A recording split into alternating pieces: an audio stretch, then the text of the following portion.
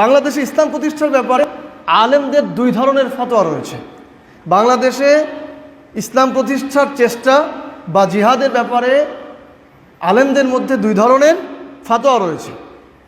এক শ্রেণীর আলেমগণের ফতোয়া হলো ইসলাম প্রতিষ্ঠার জন্য জিহাদ করতে হবে, অন ইসলামিক আইনে পরিচালিত শাসন ব্যবস্থার শাসকের আনুগত্য করা যাবে না, হোক না সে মুসলিম কিংবা অমুসলিম। আর অন্য শ্রেণীর আলেমগণের ফতোয়া হলো মুসলিম শাসকের রাষ্ট্রে, যে রাষ্ট্রের শাসক মুসলিম, সেই রাষ্ট্রে জিহাদ করা এটা খারেজিদের কাজ। মুসলিম শাসকের আনুগত্য করতে হবে, সে যে আইনেই রাষ্ট্র পরিচালনা করুক না কেন, সে ফাসেক হলেও তার আনুগত্য করতে হবে। যে আইনেই সে রাষ্ট্র পরিচালনা করুক না কেন, সেই শাসকের আনুগত্য করতে হবে। এই যে দুই ধরনের ফতোয়া, এই দুই ধরনের ফতোয়ার কারণে আমাদের যুব সমাজ যারা ইসলাম প্রতিষ্ঠার জন্য আগ্রহী, এরা বিভ্রান্তিতে পড়ে যায়। আসলে কোনটা সঠিক? একজন আলেম বলছেন যে রাষ্ট্রে জিহাদ করা এটি খারেজিদের কাজ, আরেকজন বলছেন যে না, অন ইসলামিক শাসন ব্যবস্থা বা অন ইসলামিক আইনে যে রাষ্ট্র পরিচালিত হয় সেখানে ইসলাম প্রতিষ্ঠার জন্য জিহাদ করা প্রয়োজন বা আবশ্যক। তাহলে দুই ধরনের কারণে যুবকরা বিভ্রান্তিতে পড়ে যাচ্ছে, আর এই বিভ্রান্তি দূর করাটা অত্যন্ত জরুরি।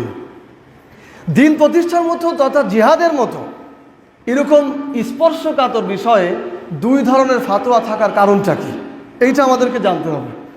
জিহাদ কোরআনের একটি অমোঘ বিধান, ইসলামের একটি অমোঘ বিধান, কোরআনে বারবার নির্দেশনা রয়েছে। এরপরও এক্ষেত্রে দুই ধরনের ফাতোয়া আসলো কেন?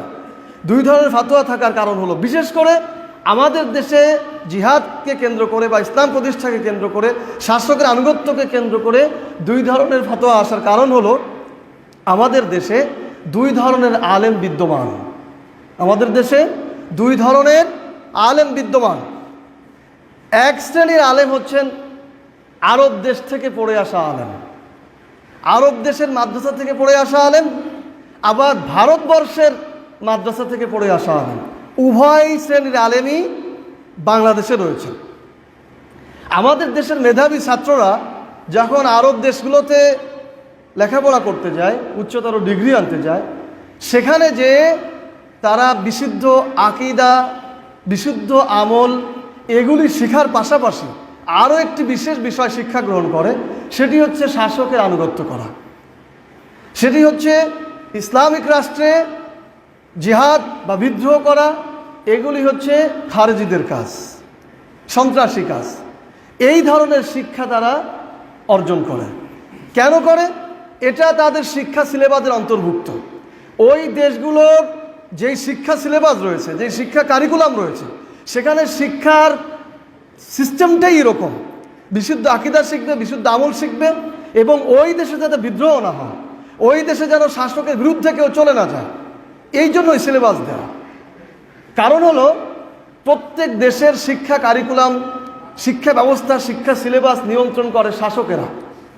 শাসকেরা এমন কোনো শিক্ষা সিলেবাস প্রণয়ন করে না যেই শিক্ষা সিলেবাসে পড়ে আগামী প্রজন্ম ওই রাষ্ট্রের নাগরিক হয়েই ওই রাষ্ট্রের বিরুদ্ধে যাবে বা ওই শাসকের বিদ্রোহী হবে বা ওই শাসন ব্যবস্থার বিদ্রোহ করবে, এরকম কোনো শিক্ষা সিলেবাস কোনো শাসকরাই প্রণয়ন করে না। যেহেতু আরব দেশগুলোর শাসকেরা তাদের শিক্ষা ব্যবস্থা নিয়ন্ত্রণ করে, এই জন্য তারা তাদের শিক্ষা সিলেবাসটা এভাবেই নিরূপণ করে যেভাবে রসুল সাল্লাল্লাহু আলাইহি সাল্লামের সময় বা খেলাফত আমলে শাসকের আনুগত্য করার ব্যাপারে যে হাদিসগুলি ছিল, শাসকের আনুগত্য করার ব্যাপারে যে ফতোয়াগুলি ছিল, শাসকের আনুগত্য করার ব্যাপারে যেই বিশেষ নির্দেশনাগুলি ছিল, সেইগুলিকে সন্নিবেশিত করেই সে রাষ্ট্রের বা আরব দেশগুলোর শিক্ষা সিলেবাস তৈরি করা হয়। আর সেখানে যখন ছাত্ররা পড়ে তখন তারা এগুলিই শেখে যে শাসকের আনুগত্য করতে হবে, বিদ্রোহ করা যাবে না, মুসলিম রাষ্ট্রে জিহাদ করলে সেটা সন্ত্রাসী কাজ হবে, খারেজিয়াত হবে, এগুলোই শেখে। আর যার ফলে তারা এ ধরনের ফতোয়া দেবেন, এটাই স্বাভাবিক। আরও একটি কারণ হলো রসুল সাল্লাল্লাহু আলাইহি সাল্লামের সময় যখন ইসলাম প্রতিষ্ঠিত হয়েছিল, এই ইসলাম প্রতিষ্ঠা হওয়ার পরে আরব দেশগুলোতে কিন্তু ইহুদি খ্রিস্টানরা আর শাসন ব্যবস্থা পরিচালিত করতে পারে নাই। রসুল সাল্লাল্লাহু আলাইহি সাল্লাম থেকে শুরু করে তারপর আবু বকর রাদিয়াল্লাহু তাআলা আনহু, ওমর রাদিয়াল্লাহু তাআলা আনহু, ওসমান রাদিয়াল্লাহু তাআলা আনহু, আলী রাদিয়াল্লাহু তাআলা আনহু, ওমর ইবনে আব্দুল আজিজ রাহিমাহুল্লাহ, হাজ্জাজ বিন ইউসুফ, উমাইয়া বংশ, আব্বাসী বংশ, সৌদ পরিবার, এই যে বর্তমান যারা আছে, এরকম যারাই আসছে না কেন, এরাই কিন্তু শাসন ব্যবস্থা পরিচালনা করেছে। ইহুদি খ্রিস্টানরা নতুন করে আর সেখানে শাসন দখল করতে পারে নাই। ফলশ্রুতিতে কি হয়েছে, রাসূল সাল্লাল্লাহু আলাইহি ওয়াসাল্লাম যে আইনগুলো দিয়ে গেছিলেন, সেই আইনের মৌলিক যে আইন তথা কোরআনের মৌলিক যে হুদুদ, মৌলিক যে শাস্তি, এগুলি কিন্তু আরবে এখনও বিদ্যমান। কিসাস, জেনার শাস্তি, এই বিষয়গুলি এখনও সেখানে বিদ্যমান রয়েছে, অর্থাৎ ওই আইনগুলো এখনও রয়েছে।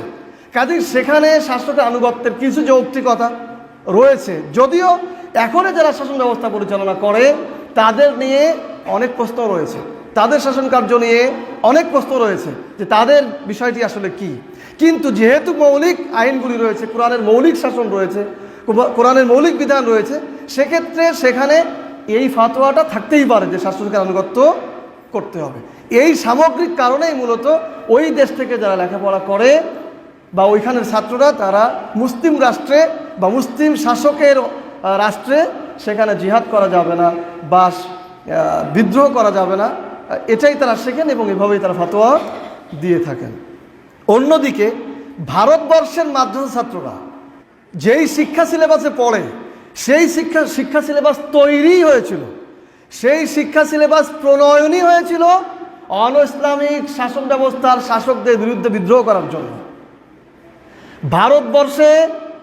ভারতবর্ষের মাদ্রাসা ছাত্রদের যে শিক্ষা সিলেবাস, এই শিক্ষা সিলেবাস তৈরি করা হয়েছিল অন ইসলামিক শাসন ব্যবস্থার শাসকের বিরুদ্ধে জিহাদ করার জন্য, বিদ্রোহ করার জন্য এবং ইসলামিক শাসন প্রতিষ্ঠিত করার জন্য।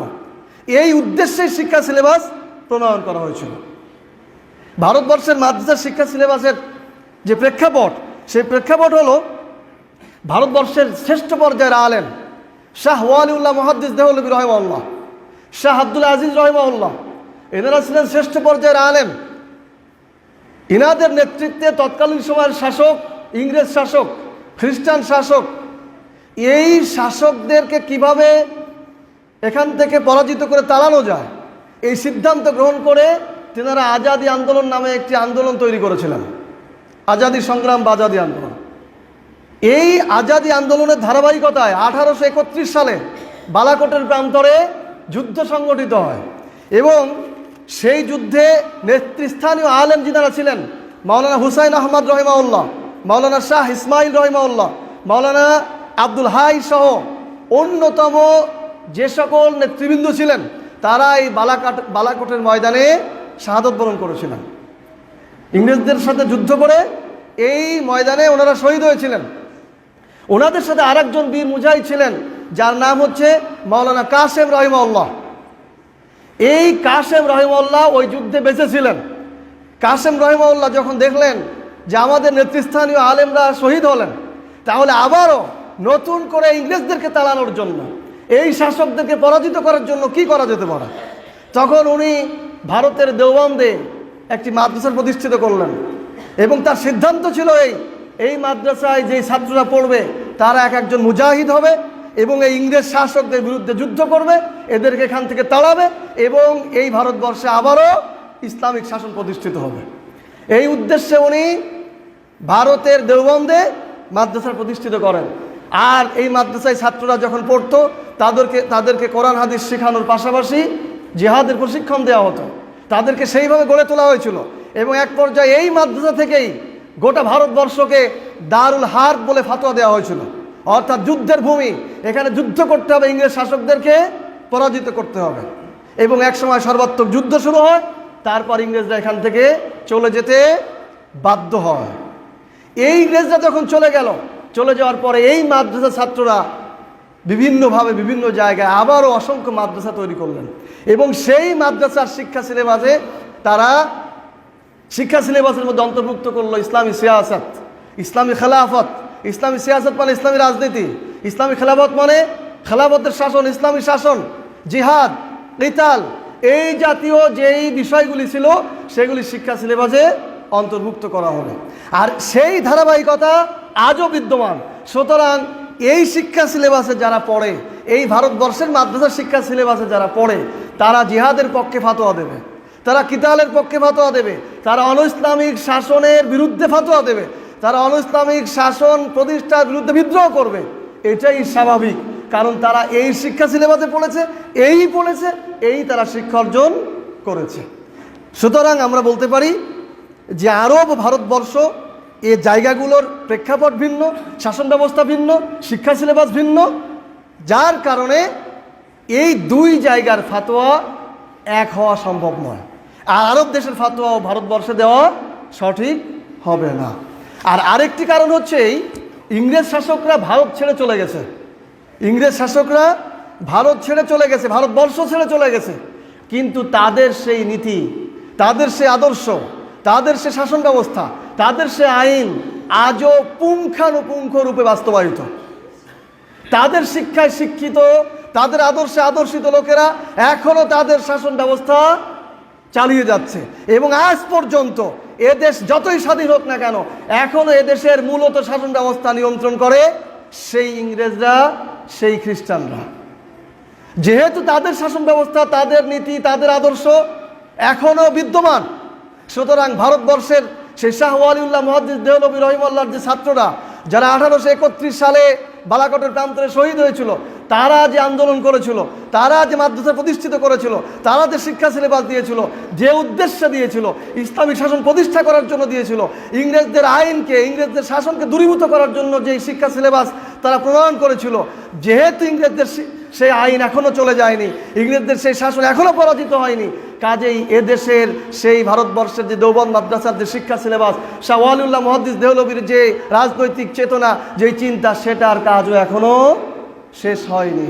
সুতরাং এদেশে যারা আলেম হবে, এদেশে যারা ইলমওয়ালা আলেম হবে, যারা মুনাফিক হবে তারা না, যারা ইলমওয়ালা আলেম হবে তারা নিঃসন্দেহে এই শাসন ব্যবস্থা পরিবর্তনের জন্য ফাতোয়া দেবে, বিদ্রোহ করবে, জিহাদ করবে, যেটা প্রয়োজন সেটা করবে। কারণ তার মজ্জাগত ধারণাই হলো, তার ভেতরে ধারণাই হলো ইসলামিক শাসন প্রতিষ্ঠিত করতে হবে। এটাই ভারতবর্ষের মাদ্রাসার লেখাপড়া। যদি কেউ এটা বিরোধিতা করে, যদি কেউ এটাকে ভুল প্রমাণিত করতে চায়, তাহলে সে তার ইলমের সাথে গাদ্দারি করবে, সে দুনিয়াবি লোভের কারণে তার ইলমকে বিসর্জন দিবে, এর বাইরে কোনো কিছু নেই।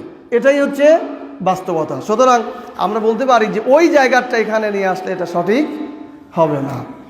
প্রিয় হাজিরিন, যারা রাষ্ট্রে ইসলাম প্রতিষ্ঠা তথা জিহাদের কথা বললে খারেজি বলেন অথবা সন্ত্রাসী কর্মকাণ্ডের সাথে জড়িত বলে ফতোয়া দেন, তাদেরকে মনে রাখতে হবে যে ইসলামিক শাসন প্রতিষ্ঠার কথা বললেই বা অন ইসলামিক শাসন ব্যবস্থার শাসকের বিরুদ্ধে কথা বললে বা তাদের আনুগত্য না করতে চাইলে, তাদের বিরুদ্ধে বিদ্রোহ করলেই সে খারেজি হয়, এইটা আসলে সঠিক নয়।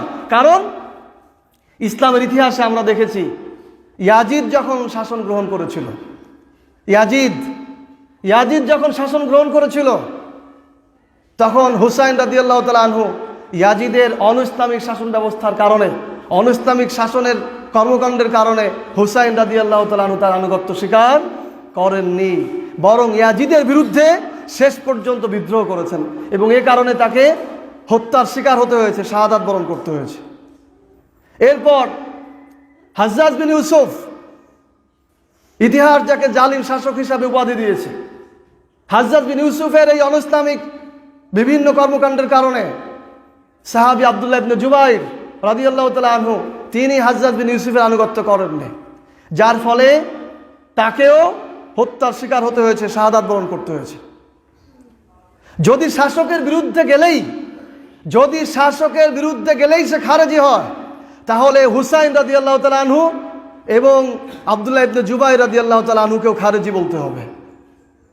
কার হিম্মত আছে এরকম যে হুসাইন রাদিয়াল্লাহু তাআলা আনহু নবীজির দৌহিত্র, আব্দুল্লাহ ইবনে জুবাইর রাদিয়াল্লাহু তাআলা আনহু যিনি সাহাবী, তাদেরকে খারেজি বলবে?